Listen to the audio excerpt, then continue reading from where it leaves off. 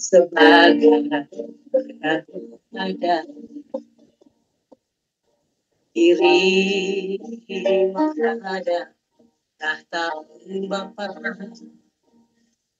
semua anugerahmu dan selamatkan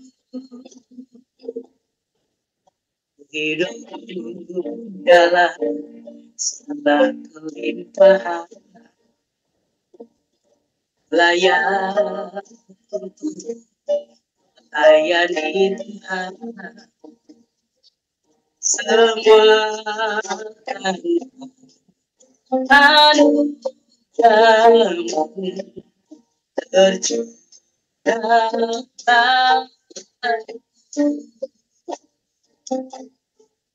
besar dan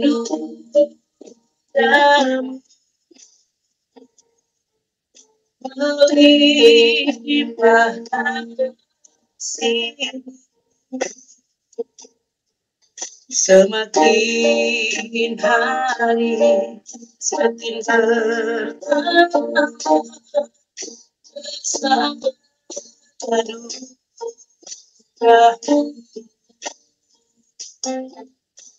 ada sebagai ada diri menghadap tamu Bapa semua anugerahmu yang telah selamatkan hidup dalam segala kelimpahan layak untuk melayani Tuhan semua akan anugerahmu tercurah besar anugerah Tuhan besar anugerah melimpah kasih melimpah kasih semakin hari semakin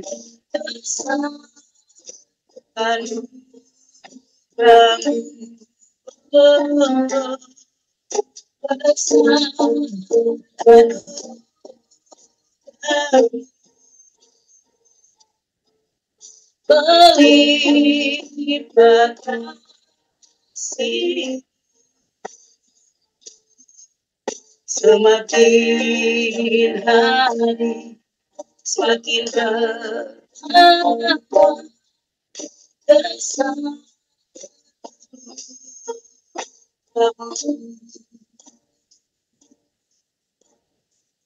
Bapak Ibu Saudara yang terkasih, mari kita merenungkan kebaikan Tuhan.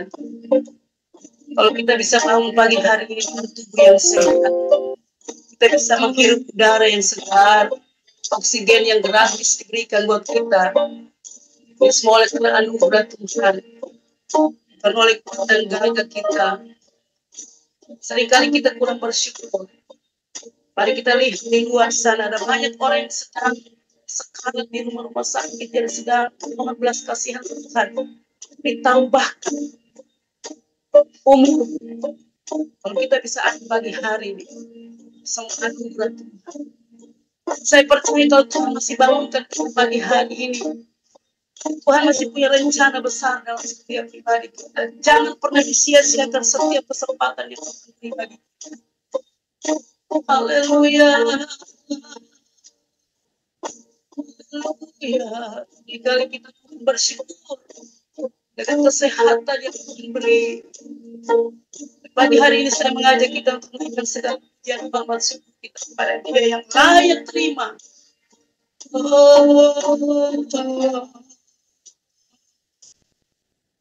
Bersama baru melimpah kasih Tuhan, melimpah kasih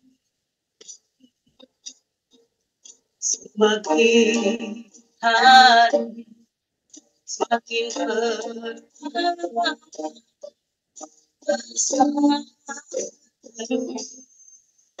baru semakin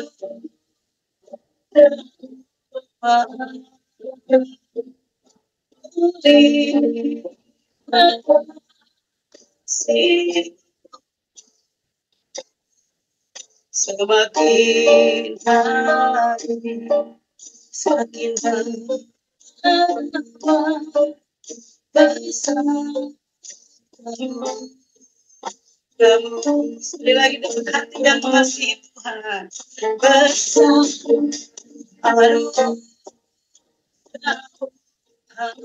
melimpah kasih bagi Tuhan memberi kasih semakin hari semakin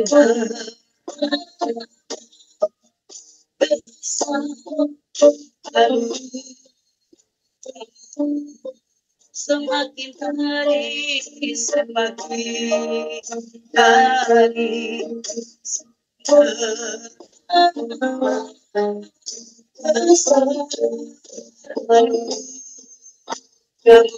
semakin hari semakin hari semakin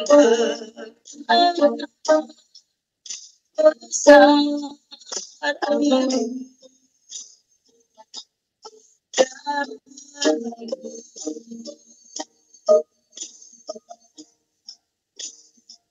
semakin bertambah itu keyakinan kami sebab itu pagi ini kami datang bawa pujian hormat syukur bagi Bapa bergoyang-goyang haleluya haleluya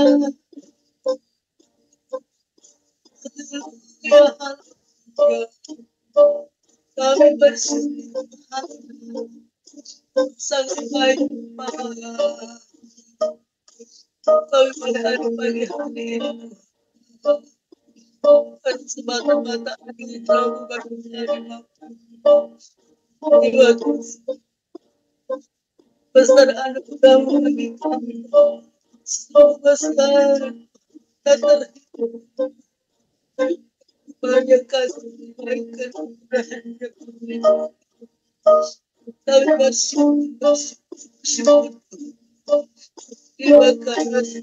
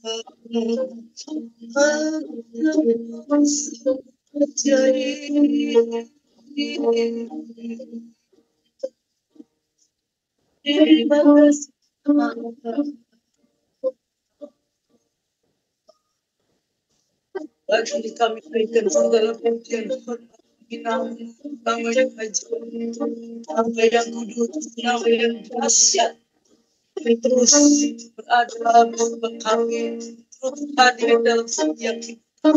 Itulah telah terus hadir bagi kami. Berikan segala kemuliaan hanya bagi Tuhan Yesus yang baik. Haleluya Yesus.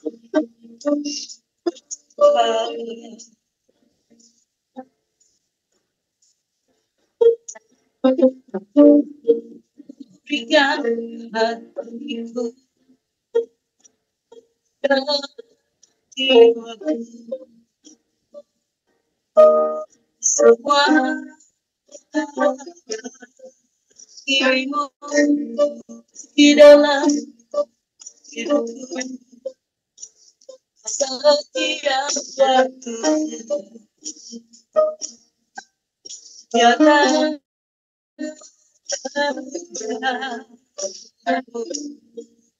berikan hati dan jiwaku semuanya milik Tuhan, semua ibu di dalam hidupku setiap waktu nyata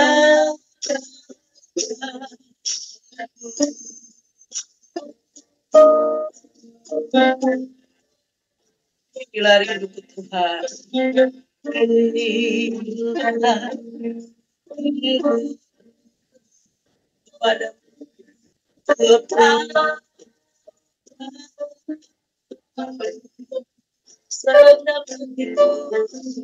segala hatiku menyembah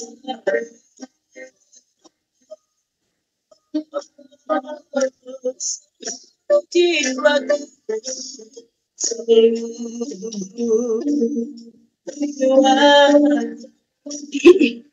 memujimu Tuhan yang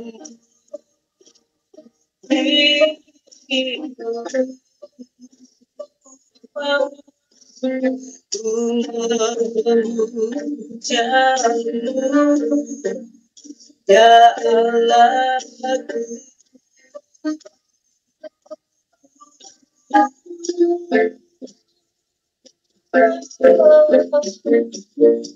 berikan hatiku dan jiwaku semua bagimu di dalam hidupku setiap waktu datang aku dengan hati dan jiwaku semua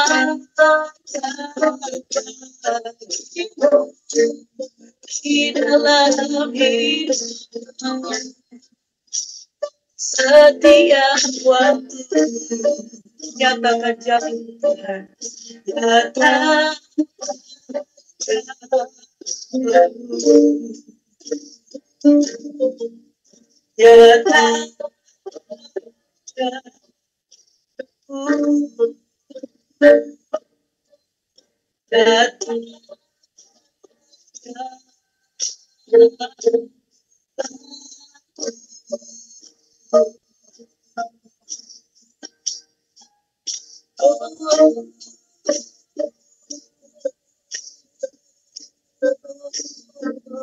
Betapa kami butuh petunjuk-petunjuk-Mu dalam setiap langkah kami Tuhan, agar kami tidak salah melangkah di hari yang baru ini Bapa.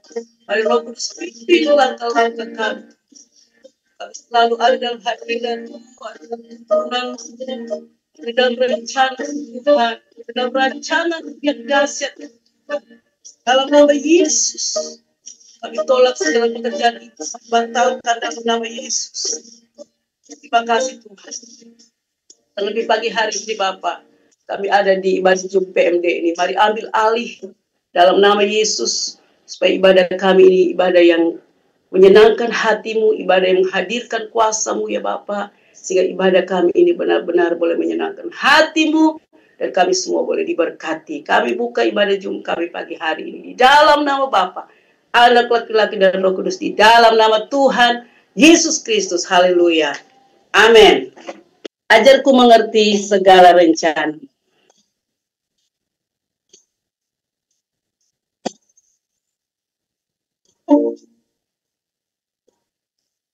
Dan Roh Kudus terus menuntut kita, mengajari kepada kita tentang segala rencana-rencana yang indah.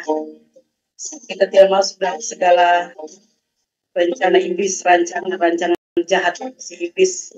Pagi hari ini kita buka hati kita lagi untuk menerima kebenaran firman Tuhan. Haleluya.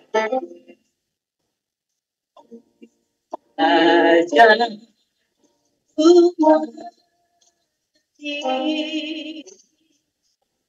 segala rencanamu,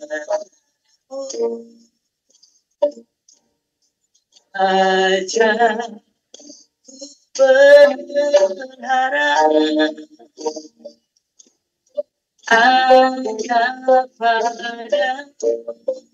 Pimpinlah jalan Tuhan. Pimpinlah jalan dalam terang imanmu. Dalam terang pikiranmu. Ajar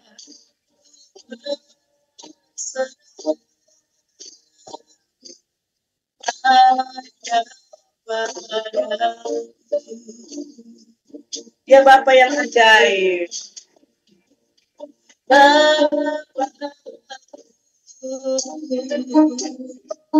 Ajaib segala rancangan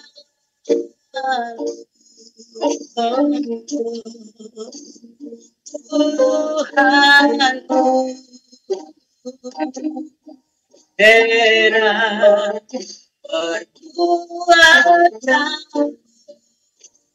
atau sanggup mengadakan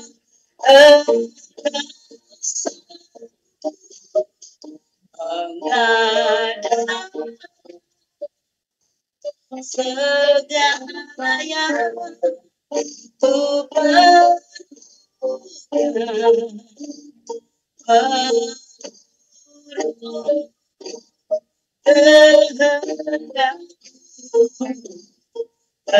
terjadilah Bapakku, Bapakku ajaib segala rancangan Tuhanku,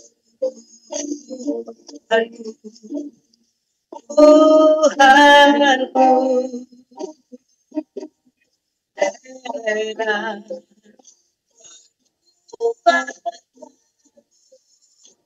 aku sanggup mengadakan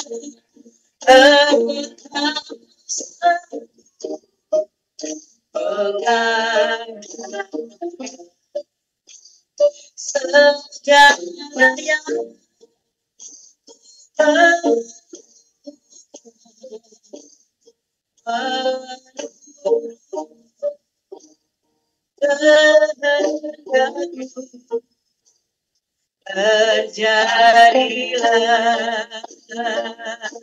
mengatakan segala yang terjadilah. Amin.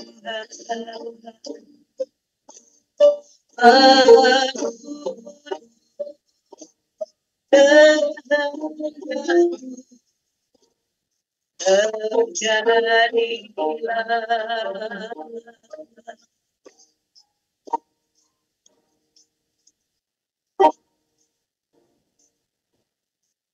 Amin, amin. Saya serahkan langsung kepada hambanya, Bu Jeremia, silakan. Puji Tuhan, terima kasih Ibu Pendeta Carolina. Sama-sama. Pujian yang sangat memberkati. Ini terbilang lagu yang cukup lama ya Bu. Iya. Tapi Ibu dipakai Tuhan. Ibu menyanyikan lagu ini, saya jadi ingat masa-masa dulu saya baru bertobat menerima Yesus sebagai Tuhan dan Juru Selamat. Dan sampai hari ini saya sungguh sangat menyadari bahwa kalau kita bisa berdiri tegak sampai hari ini semua karena kebaikan Tuhan. Ya, izinkan saya juga mau menyapa Bapak Ibu Saudara yang lain. Saya lihat ini kameranya banyak yang di-off-kan. Ya, mungkin ada yang sambil mau persiapkan kerja atau apa ya. It's okay. Ya, puji Tuhan. Terima kasih juga buat teman baik saya, Shalom, Pastor Amir Aritonang, Horas. Ya, mau lihat godang gitu. Iya, iya. Terima kasih buat kesempatan yang diberikan buat saya. Tema yang diberikan hari ini adalah bagaimana kita menjadi orang-orang yang tangguh dalam menghadapi tantangan di dalam pelayanan. Apakah suara saya jelas, putus-putus atau bagaimana ini? Jelas? Sangat jelas, Bu. Mantap. Mantap. Puji Tuhan. Karena saya di lantai 27, jadi sinyalnya agak crowded. Ya puji Tuhan kalau jelas. Iya, temanya adalah bagaimana kita menghadapi tantangan teristimewa di medan laga atau di medan pelayanan begitu ya.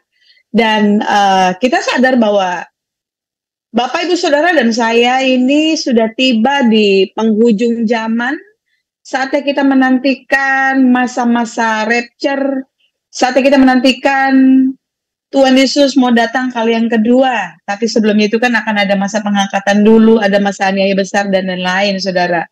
Nah, iblis tahu kedatangan Tuhan itu juga sudah dekat. Makanya iblis itu action 24 jam mau menghancurkan kita. Lah kalau kita action, kita bergerak, ketekanan kita di dalam Tuhan di bawah rata-rata daripada serangan iblis, waduh, kita bisa digilas, Saudara ya. Nggak bisa santai-santai lagi, ini hari-harinya kita kerja terus gitu ya. Ya, bagaimana kita menghadapi tantangan?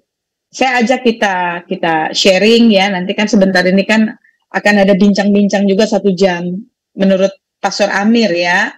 Ya, saya akan bagikan apa yang hari-hari ini Tuhan taruh di hati saya dan sedikit juga kesaksian apa yang saya alami. Saya sudah setahun lebih juga ya Pastor Amir, saya nggak masuk di PMD ini. Tantangan yang terbesar itu adalah iman. Saudara, beberapa waktu lalu, kadang tuh kalau saya nemani anak nonton film di bioskop, untuk film-film tertentu, kadang juga Tuhan meneguhkan, Tuhan juga bicara di situ. Nah, waktu itu saya sedang nonton film Superman. Saya lagi nemani anak saya. Kita tahu tokoh Superman ya, penyelamat dunia katanya. Kita nggak lihat backgroundnya tuh dia keturunan dewa, apa segala macam. Enggak lah ya.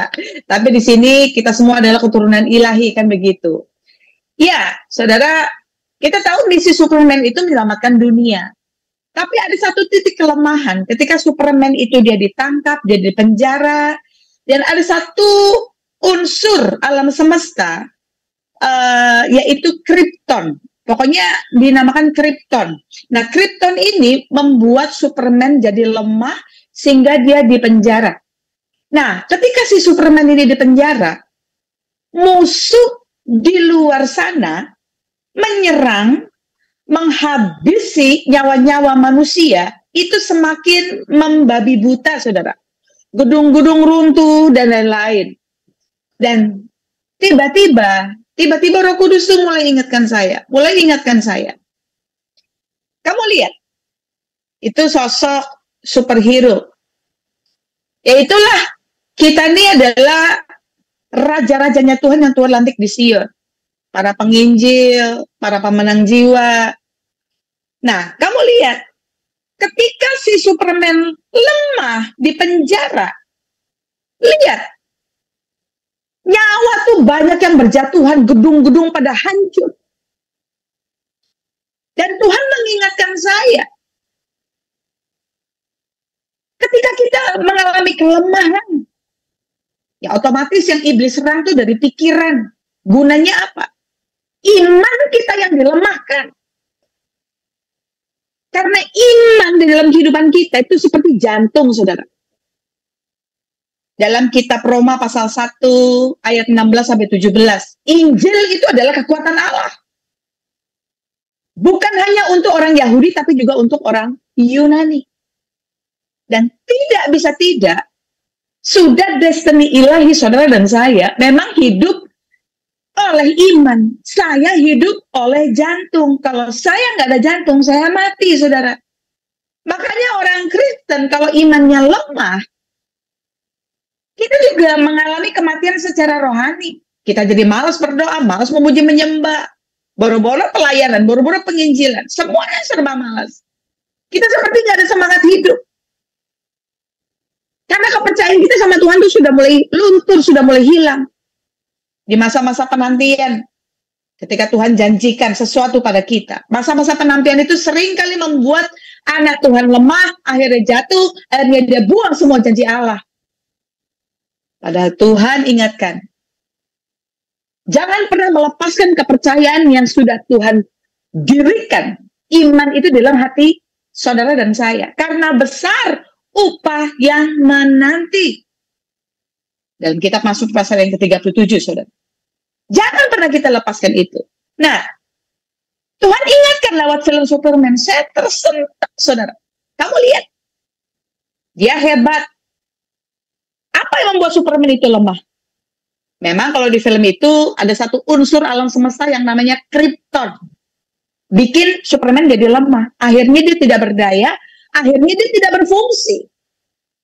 Apa Bapak? Waktu saya nonton film Superman, apa Bapak yang membuat lemah? Iman. Sebab orang benar hidup oleh iman. Saya hidup oleh jantung. Kalau jantung saya melemah, otomatis tubuh saya melemah.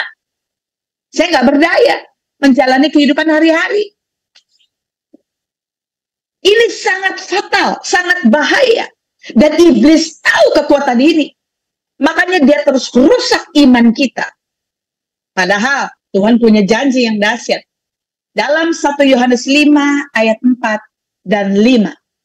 Apa itu dikatakan? Sebab semua orang yang lahir dari Allah akan mengalahkan dunia. Memang kita dilahirkan secara biologis dari ibu bapak kita. Tapi firman Tuhan katakan, saudara dan saya di dunia ini hanya tinggal pendatang sekarang. Kita di sorga, kita bukan pendatang, kita bukan orang asing. Tapi saudara dan saya adalah rekan sekerja Allah. Kita adalah anggota keluarga kerajaan Allah. Makanya kalau saya buka gereja, saya tekankan kepada jemaat, kepada tim praise and worship, saya bilang, kalau kita berdoa, memuji, menyembah, karena karunia, karena anugerah Kristus di Kalvari, makanya kita ditarik dalam lewat doa pujian penyembahan menjadi orang-orang yang sampai menyembah Tuhan sampai dimensi ruang tahta Allah, seperti yang catat dalam kitab Wahyu pasal yang keempat. Di situ kegiatan about praise and worship day and night, siang dan malam. Seringkali ketika kita berdoa, kita memuji, menyembah. Wah, ada yang dapat penglihatan, dapat firman, dengar suara Tuhan, macam-macam banyak hal. Seperti janji Tuhan dalam 1 Korintus pasal yang ke-12 tentang karunia Roh Kudus. Ada 9 di situ, saudara. Kita semua sebagai tubuh Kristus harus berfungsi. Nah, ketika kita mengalami perjumpaan pribadi dengan Tuhan, roh kita ketemu Tuhan, roh kita dibawa naik sampai dimensi ruang tata Allah. Melalui perantaraan Roh Kudus, Tuhan bawa roh kita sampai masuk bukan hanya di ruang kudus, sampai masuk ruang maha kudus. So, ketika itu, kita bukan sedang bertamu sama Tuhan, enggak. Permisi Bapak, numpang berdoa, numpang nyanyi, numpang nari-nari. Enggak, saudara. Kalau orang dunia bilang, pulkam. Ketika kita berdoa, kita ketemu Tuhan, kita tuh lagi pulkam, lagi pulang kampung.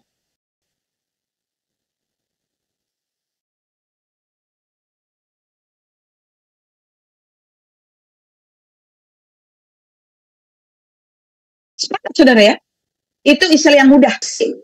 Kita anggota keluarga kerajaan Allah, dahsyat. Itu hal yang penting pertama yang harus kita pegang, saudara.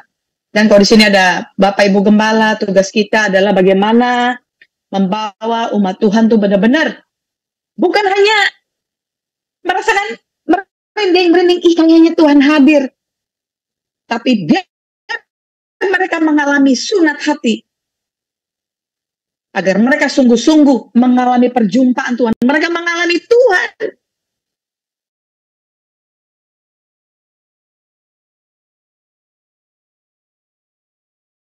Mereka intim, akrab. 1 Yohanes 5, ayat 4 dan 5.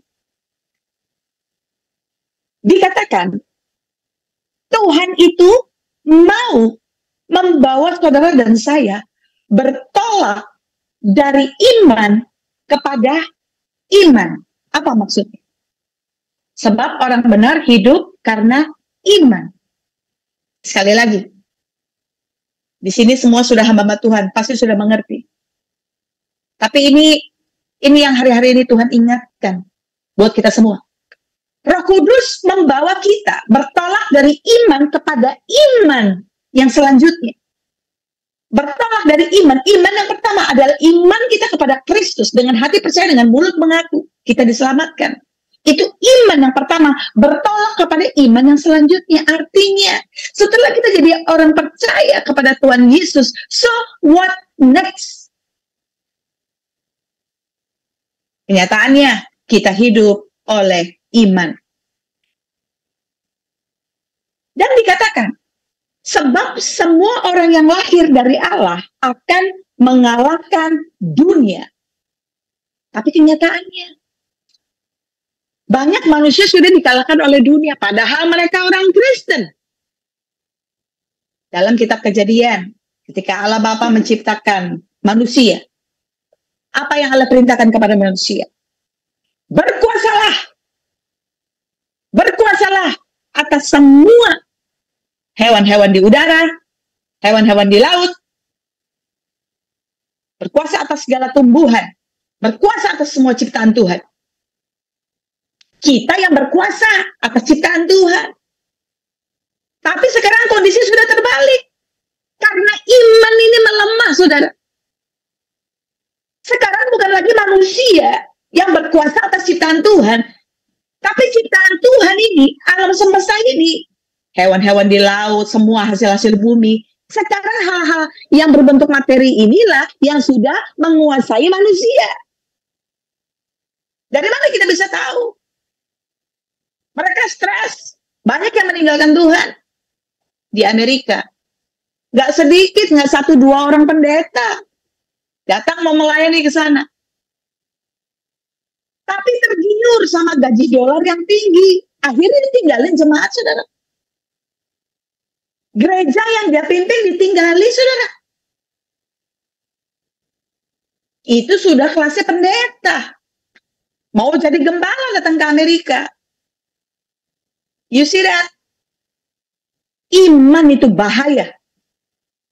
Kita hidup oleh iman. Kita hidup oleh jantung. Iman yang mengalahkan dunia. Lalu saudara, pada suatu hari begini. Tuhan ini sedang turun di segala bangsa. Tuhan sedang turun di kota-kota, di desa-desa, di gereja-gereja. Kenapa? karena sedang penggenapan. Bahwa aku akan kembali dalam Kisah Para Rasul 15 ayat 16-17. That's about the Tabernacle of David. Temple of David, pemulihan pondok Daud. Aku akan kembali, hendak mendirikan kembali pondok Daud yang telah roboh. Aku akan bangun kembali reruntuhannya, supaya segala bangsa akan mencari Tuhan.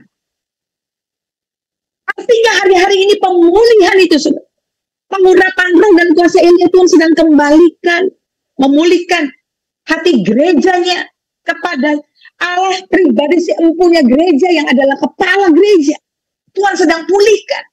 Tuhan sedang menata ulang kembali kehidupan hamba-hambanya. Tuhan sedang turun. Dan Tuhan ingatkan begini. Dan ini kebenaran firman Tuhan ini sungguh sangat terbukti, saudara. Siapalah saya, saudara? Anak saya yang pertama sekarang usianya sudah 33 tahun. Waktu saya terima Yesus sebagai Tuhan dan Juru Selamat, itu tahun 98, usianya masih 6 tahun. Beberapa saudara yang hadir di Zoom hari ini, mungkin masih ingat, ketika saya bertobat, saya kehilangan semua-muanya. Anak saya 2 orang diculik, dan mereka terima aniaya. Akhirnya saya mengalami KDRT, papahnya anak-anak, dia main perempuan, dia ninggali saya.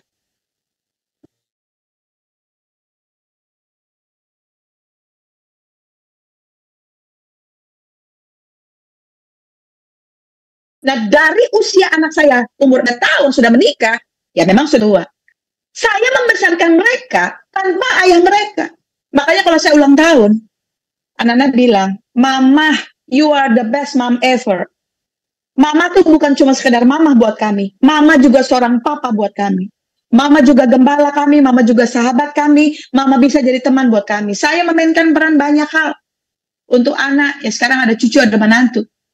Sementara saya juga harus membagi waktu untuk penggembalaan, tapi di Amerika, saya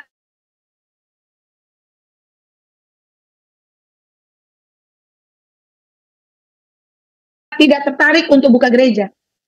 Semalam saya bincang-bincang melalui teks WhatsApp dengan Pastor Amir Aritonang. Jadi pastor di sana pelayanan apa? Oh ya, waktu tahun lalu posisi saya di Los Angeles.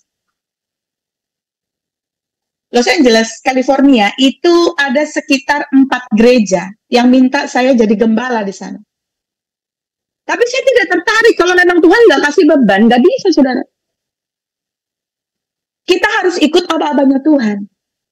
Tapi Tuhan berikan saya beban untuk Las Vegas. Jadi tahun kemarin, Februari, posisi saya sedang di Azusa Street. Kita tahu itu tempat bersejarah kekristenan. Tempat Pentakosta kedua terjadi di sana.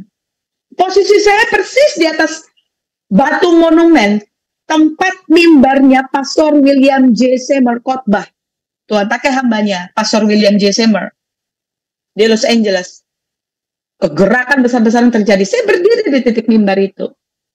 Saya dan beberapa teman hamba Tuhan, ketika di tempat itu, kami sedang berdoa, persiapan, karena bulan Maret, Pak Niko dan Pendeta Rudin Adi itu mau datang. Nah, bulan April, rencana mau buat KKR di gereja yang akan saya buka di Las Vegas. Tapi tiba-tiba, di Azusa Street itu, Tuhan bicara lain sama saya. Tuhan bilang apa? Nah, aku mau kamu ke Indonesia dulu. Dan ada satu anak Tuhan, ya, dia anggap saya itu ibu rohani. Dia juga dapat dari Tuhan. Anak ini cinta Tuhan, dia takut Tuhan, peka juga, gila-gilaan sama Tuhan semangatnya gitu. Jadi anak ini juga bilang, Tante, aduh saya dapat dari Tuhan. Kenapa? Tante harus ke Indonesia dulu kan? Iya Tante, aduh hati saya sedih, senang sama Tuhan, tapi Tuhan bilang gak bisa. Hambaku itu memang harus ke Indonesia dulu, bagikan api dan bagikan pesan-pesanku. Setelah itu baru dia kembali ke Amerika. Nah akhirnya waktu di Azusa Street saya bilang sama Tuhan, baik Bapak, ke kota mana aku, ke gereja mana aku. Ketemu sama orang-orang siapapun itu, engkau yang atur, bukan aku. So, saat ini saya masih di Indonesia. Saya masih punya tugas untuk menyelesaikan album rohani lagu-lagu ciptaan saya, album ketiga. Ini sementara tinggal satu lagu lagi saya buat. Lalu selesai musik, saya terbang ke Medan, saya rekaman di sana, sekalian syuting di sana. Saudara dukung dalam doa. Karena lagu ini, album ini nanti akan dibawa, kita juga akan buat konser doa pujian penyembahan, bukan konser dunia, saudara. Saya mengalir aja, Tuhan mau apa? Karena ini proyeknya Tuhan. Secara manusia dari mana, saudara? Saya murni hanya melayani Tuhan, nggak ada yang lain. Tapi bagaimana seperti tema hari ini?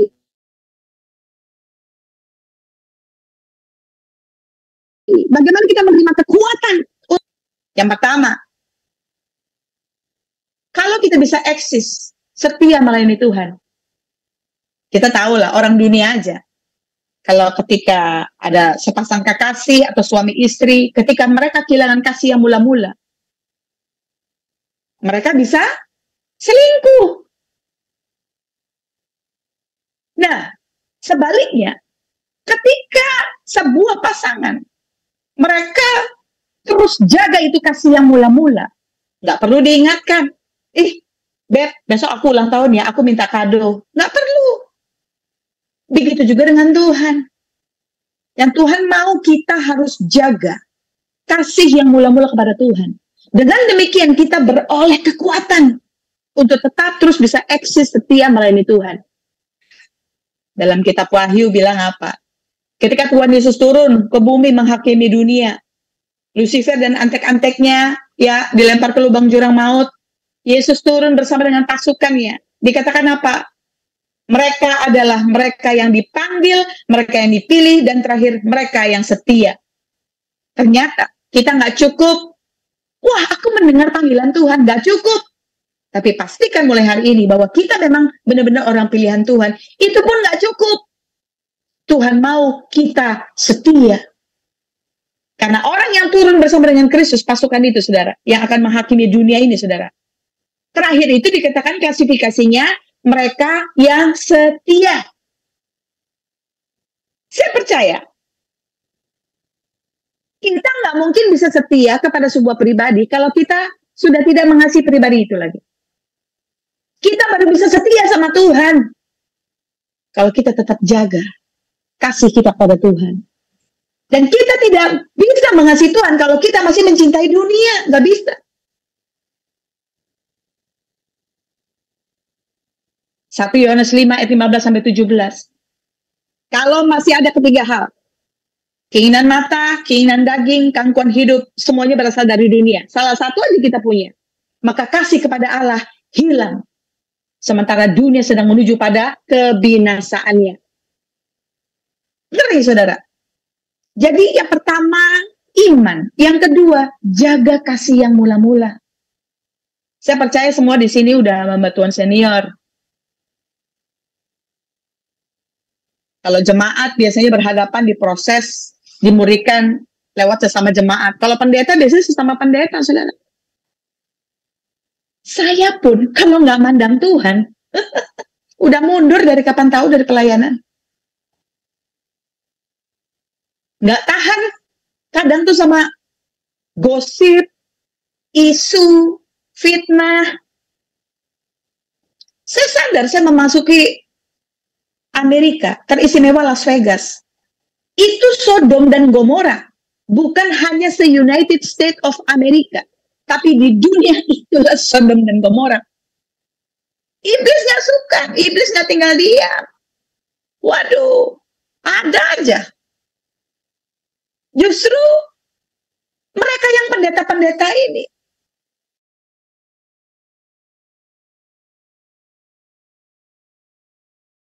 tapi itu semua diizinkan Tuhan juga untuk menguji saya.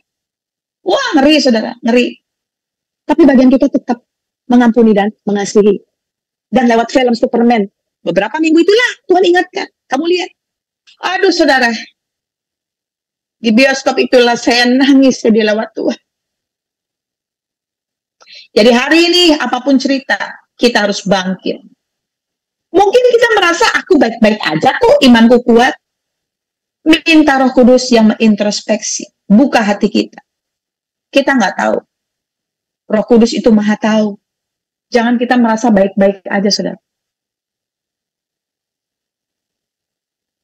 Saudara,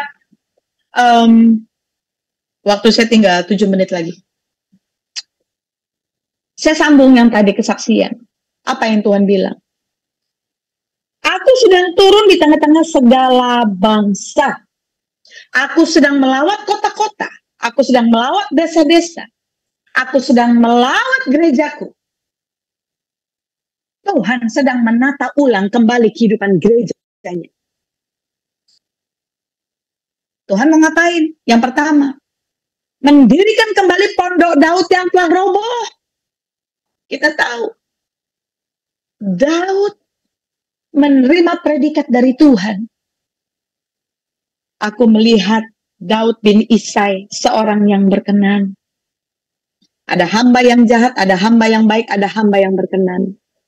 Yuk, dengan kekuatan Allah, kita tekadkan hati menjadi hamba yang berkenan, intim sama Tuhan.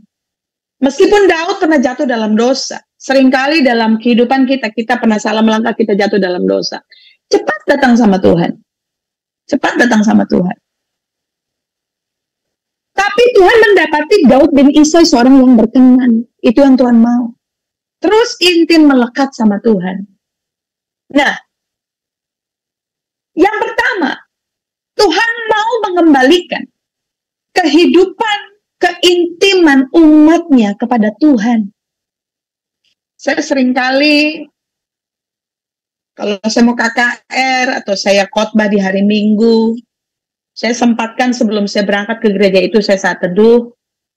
Dan Tuhan selalu titipkan satu kalimat. Di mimbar itu saya sampaikan. Saya bilang, saudara, berapa banyak saudara percaya Tuhan Yesus mengasihi saudara? Semua angkat tangan. Dan sebelum saya berkhotbah, saya mau menyampaikan satu apa yang Bapak pesankan untuk saya sampaikan kepada Anda. Saya bilang, Bapak bilang, katakan pada anak-anak kesayanganku, aku ingin dekat dengan mereka. Oh, nggak tahan, saudara. Aku ingin dekat dengan mereka.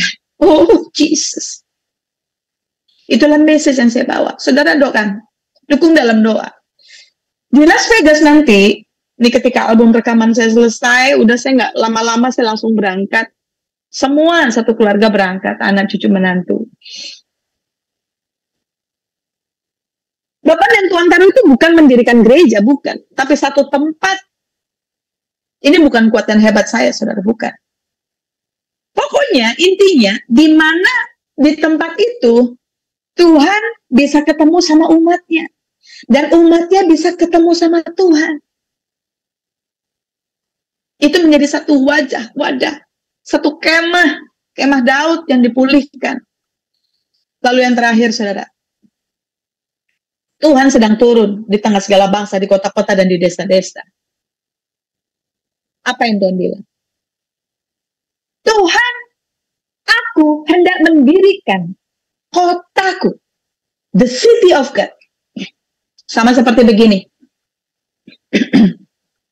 Misalkan ada konglomerat datang ke kota saudara, datang ke desa saudara, hendak mendirikan kota satelit. Wah, kalau udah yang namanya kota satelit, di situ ada perumahan biasa, ada real estate, ada apartemen, ada sekolah, ada kampus, ada rumah sakit, ada wahana olahraga, ada clubhouse, macam-macam di situ. Ada mall, ada ruko-ruko. Kan begitu, itu namanya kota satelit. Nah, ketika si konglomerat datang ke kota saudara, hendak mendirikan kota satelit, kira-kira dia punya uang nggak? Nggak berseri pun uangnya.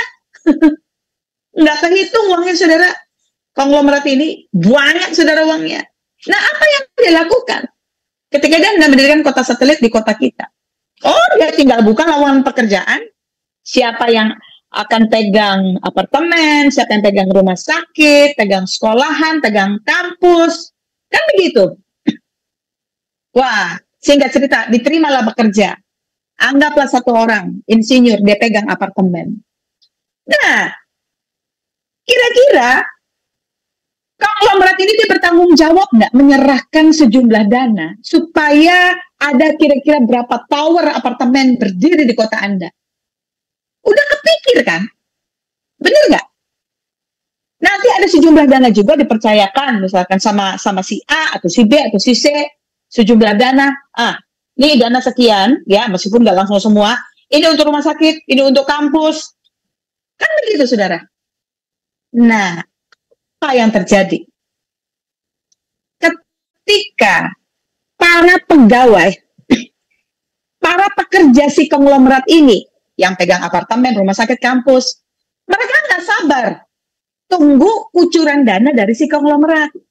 Kok nggak turun-turun dana nih ya? Dia nggak sabaran. Padahal si konglomerat sudah tahu, sudah punya deadline-nya, saudara. Sudah punya master plan, sudah punya side plan-nya, saudara. Tapi para pegawai ini, mereka nggak sabar. Lalu mereka buat proposal. Mereka minta dana dari konglomerat lain. Kira-kira gimana? Tersinggung lah. Bener nggak? Wah, ini orang gara-gara nggak sabar. Sudah menghina saya, menjatuhkan martabat saya. Kan begitu, saudara. Itu baru manusia berdosa. Apalagi Tuhan. Saudara dan saya sudah ada dalam mega projectnya Tuhan. Tuhan sedang turun di Indonesia. Tuhan sedang turun di kota Anda, di desa Anda.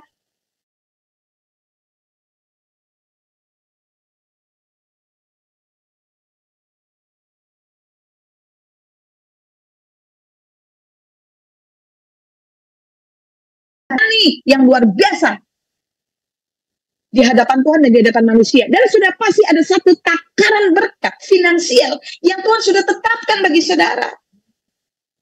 Kan begitu, saudara.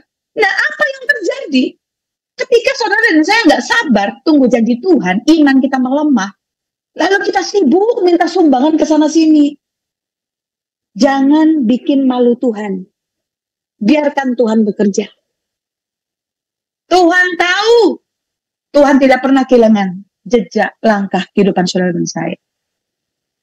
Terakhir saya mau bersaksi begini. Saya minta 2 menit lagi ya, Pastor Amir. Ini udah jam 7, tadi saya mulai 6:30, kan 30 menit. Saya terakhir mau bersaksi begini. Belum lama ini, saya baru diberkati Tuhan, dipercayakan untuk mengelola sejumlah kelimpahan. Itu rumah harganya 8 miliar. Mobil-mobil, saudara. Dan tabungan, itu pun jumlahnya miliaran. Saya kesaksian itu bukan buat sombong. Tapi saya berdoa lewat kesaksian saya, Tuhan akan pakai saudara, Tuhan berkati saudara, lebih daripada Tuhan memberkati saya, dan pakai hidup saya. Nah, singkat cerita, seharusnya saya punya rumah di Surabaya, tapi saya kembalikan buat Tuhan. Saya bilang sama Tuhan, Bapak, aku nggak kasih perpuluhan samamu, tapi aku ambil 1/10, 90%-nya, aku kembalikan buat pekerjaan misi penginjilan di beberapa negara dan dari Sabang sampai Merauke. Ini saya saksi di hadapan Tuhan, saudara. Saya bilang cukuplah. Beberapa baju yang melekat di tubuh saya cukuplah untuk makan apa. Itu tiba-tiba Tuhan pakai seseorang. Jadi hasil panen saya itu Tuhan berkati berlimpah. Singkat cerita, dah selesai. Lalu saya mau ke Amerika.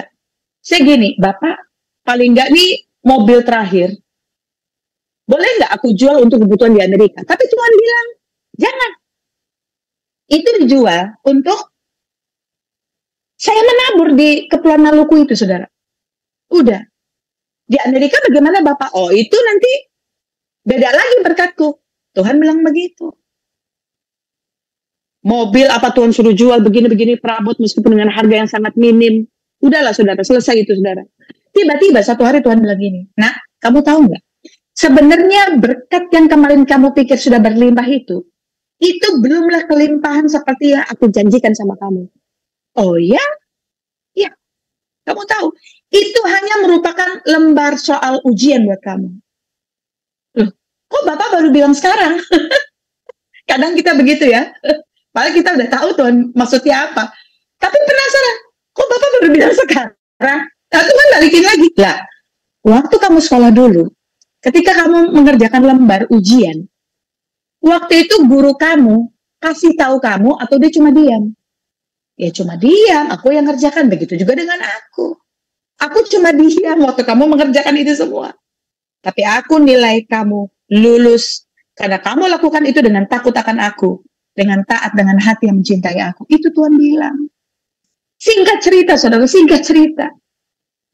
Tiba-tiba, saya pelayanan KKR, altar call. Saya mendoakan orang, saya melepaskan perkataan nubuatan. Orang ini kaget. Loh, kok ibu ini bisa tahu? Pastor Abigail bisa tahu? Loh, iyalah. Siapa saya manusia? Saya nggak maha tahu. Yang maha tahu Tuhan Yesus. Tapi Tuhan Yesus yang maha tahu. Dia kasih tahu saya, otomatis saya kan jadi tahu. Simpel, saudara, ya kan? Singkat cerita, dia punya janji iman. Saudara, dukung dalam doa. Dukung dalam doa. Wah, luar biasa. Ternyata gol. Gol, saudara. Dengan cara Tuhan yang dahsyat, hebat, ajaib, nggak pernah terpikir. Dan singkat cerita, orang ini punya janji iman. Saudara, dukung dalam doa. Waktunya ini sedang proses pencairan dana, waktunya sudah nggak lama. Mereka satu keluarga ini ditaruh Tuhan untuk menopang pelayanan saya di Amerika, saudara. Dan saudara mau tahu, ditambah lagi sama raja-raja dan pembesar-pembesar yang Tuhan bangkitkan untuk menopang saya. Saudara mau tahu, jumlahnya itu lebih besar dari yang pernah saya terima sebelumnya. Setia dengan perkara kecil, perkara besar. Dan satu hal kuncinya, jangan pernah merasa memiliki, karena saudara dan saya cuma bendaharnya Tuhan. Kalau Tuhan bisa bekerja melalui saya, Tuhan juga bisa bekerja lewat Anda. Yang penting, tulus semata-mata. Kita jadi rekan sekerja Tuhan untuk mencari jiwa. Ngapain hebat-hebat kita punya gedung gereja? Yang penting isi gerejanya, kita bawa pulang ke surga. Itu penginjilan. Tahu, gereja nanti semua yang kita bangun bakal diinjak-injak sama antikris kok. Jangan kejar apa yang dikejar oleh bangsa-bangsa. Amin. Berharap firman ini yang singkat dan kesaksian bisa memberkati kita semua. Bapak Surgawi, hamba-Mu berhenti sampai di sini, tapi Roh Kudus-Mu terus mengajari kami segala sesuatu. Terima kasih Bapak. Kekuatan ilahi saat ini mengupgrade iman kami, memiliki iman untuk mengalahkan dunia. Terima kasih Bapak. Terima kasih Bapak. Kami kembalikan segala hormat, pujian, kemuliaan, kejayaan, kemasyuran hanya bagi nama Tuhan Yesus. Hamba mau berdoa, semua yang mendengar, juga ya ketika di-sharekan di YouTube, semua yang mendengar, iman mereka bisa bangkit, menyadari bahwa mereka bukan orang biasa. Dalam nama Yesus, haleluya. Amin.